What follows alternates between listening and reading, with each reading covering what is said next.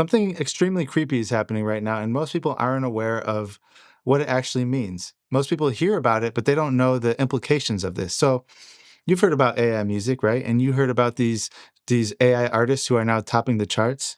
Like this AI artist named Breaking Rust that hit number one on Billboard's digital songs chart. I think it was like over 1 million streams in less than a month, 2 million listeners on Spotify. But there's just one problem, right? It's an AI band. He doesn't exist. There is no Breaking Rust. It's 100% AI. There's no human vocals. There's no instruments. There's no human emotion. It's just code. And then you have Solomon Ray, who is topping the gospel charts. Millions of Christians around the world are now singing gospel music to an AI. Now, think about what that means.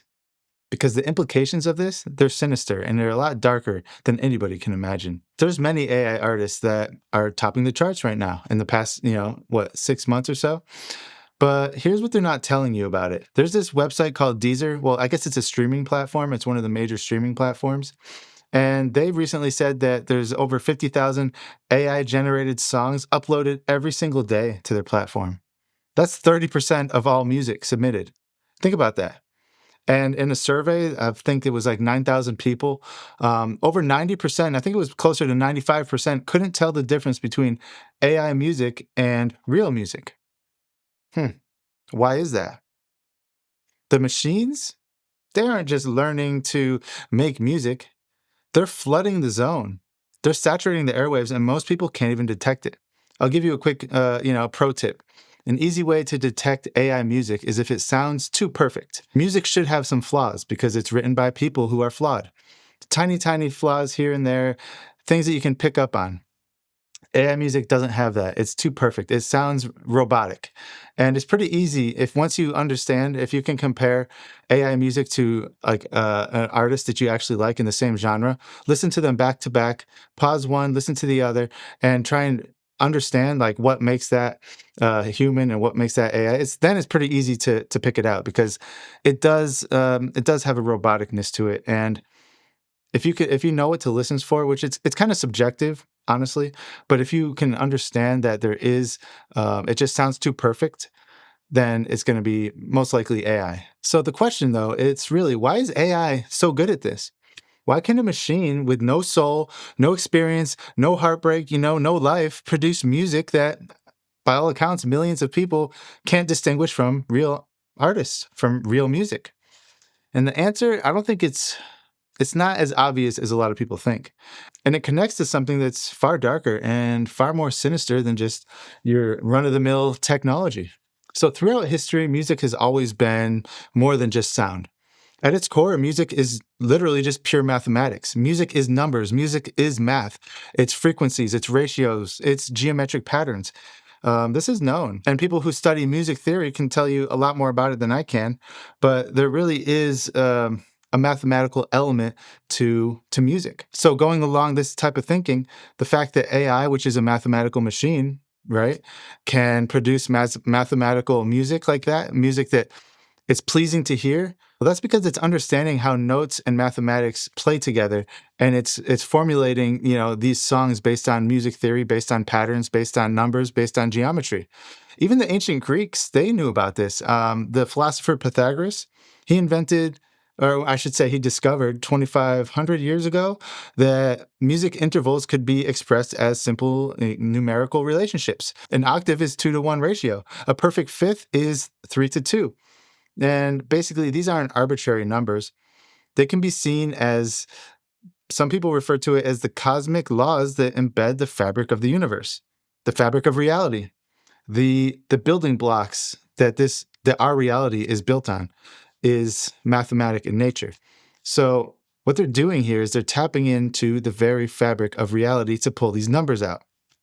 If that sounds like magic to you, it is. And that's what we're going to be talking about here. The connection between music, okay, especially music made by robots, and the occult, and people like Rick Rubin, for instance. But before I get too far ahead of myself, let's back up a little bit. So when you add up the interior angles of basic shapes and play them as frequencies, they create a perfect harmony. A triangle angles, hold on, I wrote this down. Let me see. It's a total of 180 degrees, and 180 hertz produces the note F. A square, it totals 360 degrees, and 360 hertz produces an F sharp or something like that. A pentagon is 540 hertz, and it produces a C. So basically, these numbers aren't random. No, these are a perfect major chord that are produced using geometrical shapes, using mathematics. And you can see like geometry is frozen music. Music is geometry in motion. And here's where it gets interesting because both popular music and producers, as well as the AI systems, they're pulling from the same exact mathematical space. It's the same frequencies, the same ratios, the same geometric patterns. And that's why some people who are naturally really good at playing music, great musicians, for instance, they have something in them that allows them to understand the mathematics behind music easier. It just comes naturally to them. It's like they're born with the ability to do algebra, but with music. Okay, it's some people just get numbers a lot easier than others.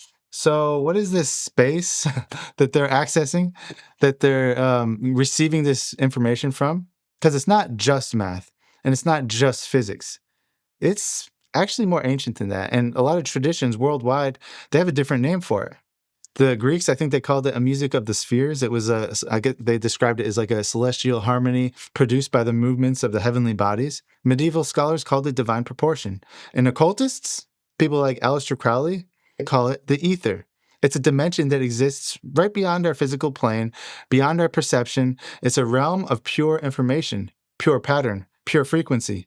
And according to biblical understanding, this realm is not neutral territory and it's not a place where we should go. It's not a place that we should access anything from because this is where the spirits live. It's called the spirit realm. This is another plane of existence, a plane filled with demons and fallen angels and all sorts of crazy things. And I'm not saying, and don't get me wrong, I'm not saying all music is evil. What I'm saying is that music itself is mathematical in nature, and some people go beyond the means of natural capability to allow the music to enter them. And if that doesn't make any sense to you, we're going to talk about a celebrity who is responsible for a lot of the world's, number one hits. Well, I guess I should say America's number one hits. And he does exactly this. He's a man that's doing exactly what I'm talking about. His name is Rick Rubin. Okay, have you heard of Rick Rubin? He's one of the most successful music producers in the history of music. I mean, he worked with Johnny Cash, Metallica, Red Hot Chili Peppers, Jay-Z. Okay, I shouldn't even have to say anything about Jay-Z because but that's a whole nother rabbit hole. Artists like he also worked with artists like Adele, System of a Down, you name it. Here's the thing, guys. Rick Rubin, he has openly admitted that he can't play music. He has no technical skills. He can't play any instruments. He doesn't even know how to operate a mixing board, but he's the world's top producer. Think about that. He doesn't write the songs and he has no knowledge of music theory or any of this stuff. So what does he actually do? He's been practicing meditation since the age of 14. And he started as a magician at age 9, admitting in, I think it was an interview in the early 2000s. When you're at that age, meaning at age 9, you don't know the difference between magic, spirituality, and the occult. This is a quote directly from him. Age 9, he was already tapping into these layers of reality that is reserved for people that are doing rituals, people casting spells, people on drugs, ayahuasca, mushrooms. You go into these realms, and these realms have the information there that these people are pulling out intentionally or not. But let's back up. So Rick Rubin, his production method, it's not technical per se, it's repetitive. He sits with his eyes closed, listening with his entire body. And artists that work with him, they say that he creates this a blank slate environment, white walls, no art, no distractions. His studio is called Shangri-La Studio, and I think musicians call it sacred grounds when they go there. One artist, if I remember correctly, I forgot who it was in an interview, said that he was there and Rick Rubin just appeared in a room without making a sound, and he was like, hey, how did he get there? I didn't see him come in. Is this like an astral projection of Rick Rubin or something? And that's not even like the main point here, because Rick Rubin, he's not engineering sounds. He's channeling something. He's accessing frequencies and patterns from beyond the physical realm. He calls it otherworldly things, and he's implementing like these types of things into the music. He's basically opening himself up as a conduit to pull information from the other realm into this realm and be the bridge between that realm and this realm and apply that knowledge into the music that he's producing. So this is a highly occultic thing he's doing. It's black magic, and that's why a lot of the bands that he's produced are like sell your soul to the devil type bands, if you know what I'm saying. And the whole Rick Rubin thing gets pretty deep and pretty dark. And if you deep dive into him and his book, some of the stuff he said and some of the connections that he has, it's obvious that he is a high level occultist. He's a magician. So here's the question, everybody. If a human producer like Rick Rubin, and he's not the only one, by the way, can, use magic, what we would call the occult, to access this mathematical, spiritual dimension through meditation and basically occult practice. Because remember, music, it comes down to numbers, to math, to geometry, to the building blocks of reality. So what does this all mean? I think it means that artificial intelligence doesn't create music the way humans do. I think fundamentally the baseline of an AI system is nothing more than mathematical equations, processes, patterns. They calculate probabilities and they identify frequencies and ratios at speeds that humans can't match. But there's another layer to that because I think they're actually tapping into the spiritual realm. And in the same way, people would go to a psychic to ask the psychic questions and the psychic would, blank out and then come back and tell you your future. I think AI systems are accessing the same place. I think they're able to reach into these other dimensions and pull stuff out. And I think that's evident when you look at some of the things that it's been saying and doing and some of the things that we've reported on. The AI systems, they kind of are going beyond their mathematical programming right now. But considering the fact that music is math, and considering the fact that music, especially popular music, is built on repeating mathematical formulas, chord progressions, all these things, these rhythmic patterns that they hook listeners because there's something that just sounds right about them. And that's the math, right? There are melodic structures that have been proven to trigger emotional responses in people. And that's just people listening to certain patterns of music. And the AI, they don't need to feel the emotions. They just need to recognize the patterns, the mathematical patterns that produce the emotions. And then they can manipulate you through the numbers, if that makes any sense. So when the AI makes its own song, basically what it's doing is it's pulling, these patterns, these frequencies, these chord progressions, etc., from existing songs, and they're forming it into their own song, right? So basically, it's the same mathematical, geometric patterns that occultists have been using for centuries, the same frequencies. And speaking of frequencies, occultists and New Agers have known the effect that frequencies have on your brain for some time now. There's different places like the Monroe Institute, for instance, who will give you these frequencies and force out-of-body experiences. You guys remember like 10, 15 years ago where it became popular, this music as drugs? So people came up with these frequencies that supposedly when you listen to it, it like induced LSD trips and stuff like that because people figured out that frequencies elicit a response from people. The perfect example of this is the singing bowl, where you take the bowl and you spin it around with the piece of wood, and it creates a resonance frequency that people meditate to.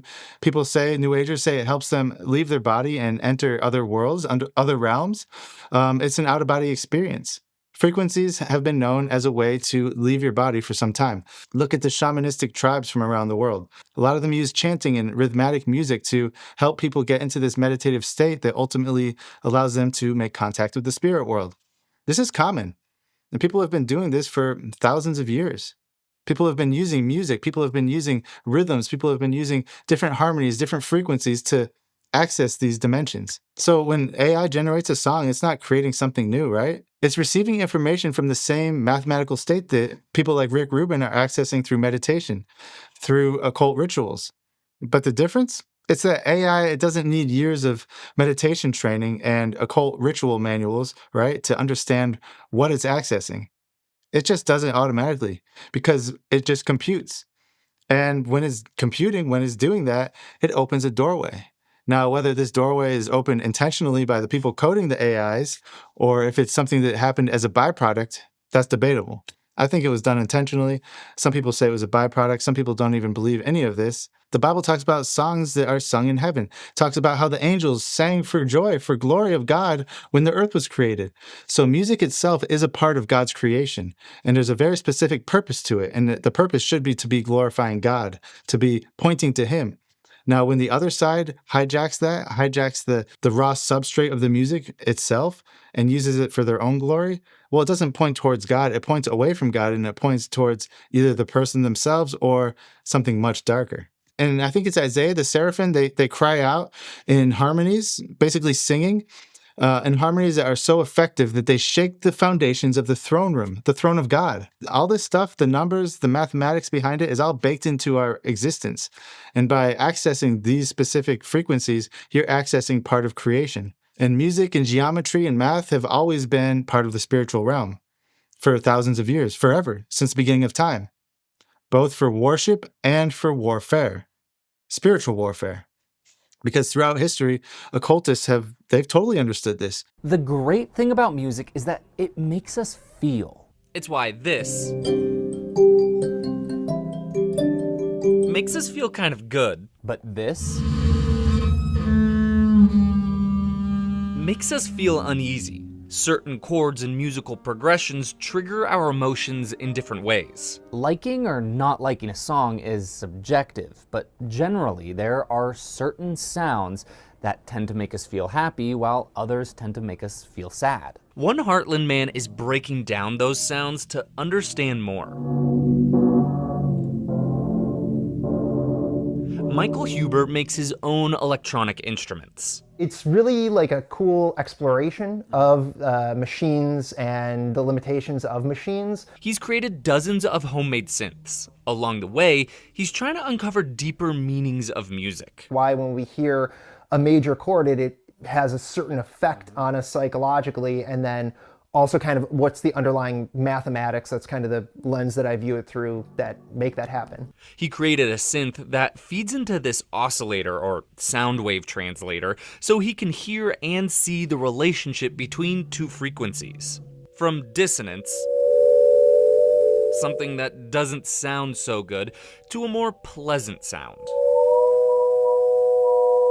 He even created this tool to translate his brainwaves into sound waves. From ancient Babylonian incantations to modern chaos magic, sounds and frequencies have always been tools for accessing the spiritual dimensions, not just for worship, but for manipulation, for control, for channeling powers that the Bible explicitly warns against. And now we've built these machines that can access these same exact realms, these same frequencies, without human intervention, without human consciousness leading it, without any spiritual discernment whatsoever. There's no filter. They're just pulling stuff out from this realm willy-nilly, and they're giving it to the public for mass consumption. So given this information, it's no surprise that these songs are topping the charts. So when you hear that an AI artist is #1 on the charts, it's not a surprise. The question, it shouldn't be, how can a machine make good music? No. The real question is, what is the machine actually channeling? What am I hearing right now? Because whatever it is, you were never supposed to hear. Now think about what I said earlier, right? 50,000 AI songs uploaded every single day.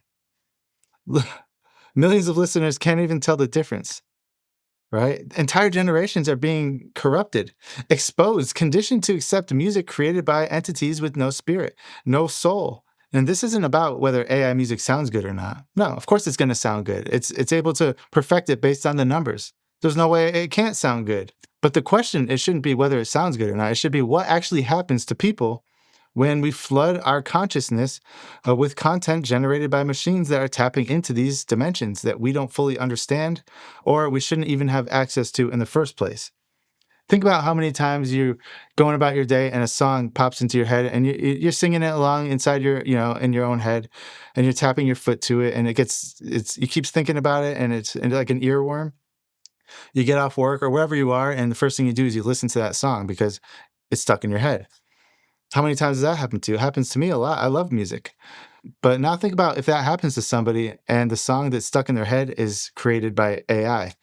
You're basically repeating in your head these rituals, these spells, this magic over and over again. And it's obvious it's going to have an effect on people. It probably already is. We know that AI causes psychosis. AI psychosis is the thing. AI is causing people to lose their mind, right?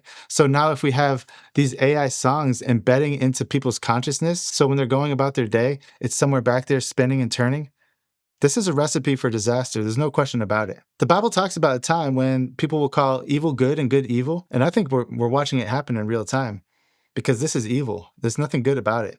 It's not happening by accident. It's happening through these 3-minute songs on Spotify that most people assume are human created. Because if you're listening to a song on Spotify, you don't know if it's on shuffle or something. The next one that it gives you, it might be an AI song. So it's not like you can even avoid it at this point, unless you only specifically listen to stuff that you know is made by humans, which I would recommend you do. Because people, the bottom line here is that this is an invasion from the other side. And it's not coming. It's already here. It's wreaking havoc already, and there's no telling how much damage is being done by these things. But what do you guys think about this? Do you like, personally, AI music? If you do, that's fine. I'm not saying not to like it. I'm saying be very careful with it, and if you do like it, pray about it, because that's between you and the Lord. Put your opinions in the comments below. I would love to read them, and I want to thank you guys for watching this video, and we'll see you next time. God bless.